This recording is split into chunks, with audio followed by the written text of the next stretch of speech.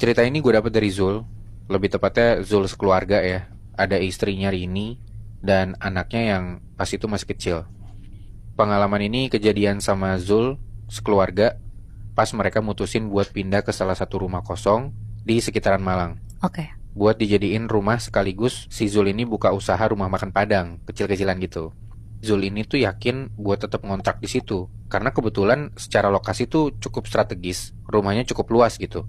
Ada halaman depan sama halaman belakang, terus ruangan-ruangannya kayak udah dibagi dan dibatasin pakai tembok gitu. Jadi berbilik-bilik gitulah. Udah gitu harganya murah. Jadi ya langsung aja diambil sama Zul. Zul ini sebenarnya clueless juga sama bangunan kontrakannya itu. Dengan bentuk yang udah kayak gini tuh sebelumnya dia bingung ini tuh dipakai buat apa.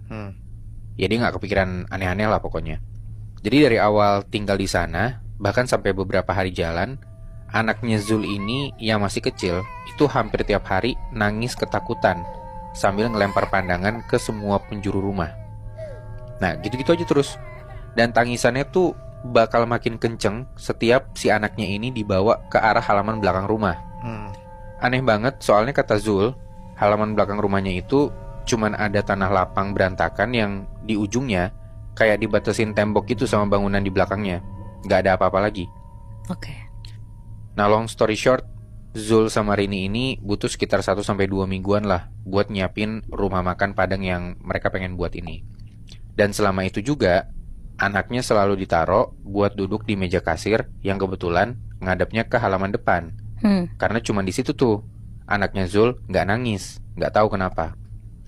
Awal-awal mereka buka, ada beberapa tetangga atau orang yang kebetulan lewat mampir buat beli makan. Nah Zul pede tuh di situ, soalnya review dari para pembeli pada bilang masakannya enak. Tapi ternyata kepercayaannya Zul ini hilang gitu aja Nat, Moy. Soalnya untuk beberapa hari setelahnya, bahkan seminggu buka, nggak ada satupun orang yang mampir. Langsung hilang gitu aja.